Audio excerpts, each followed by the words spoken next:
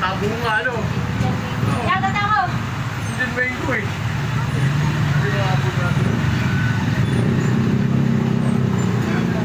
Wala, ano?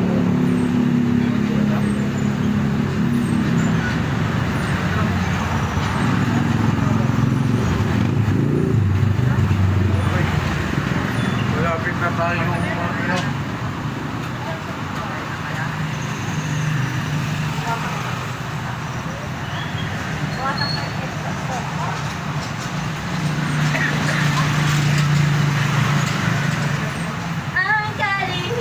Yung mga hindi na pwedeng ibenta, tatanggalin na natin para hindi lugi yung customer na makakabili.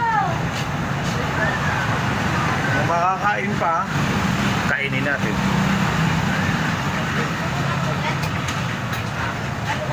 Sige na. Okay. Bye. Pa-close na tayo at medyo ano na. Mag-7 pasado na. Okay, bye.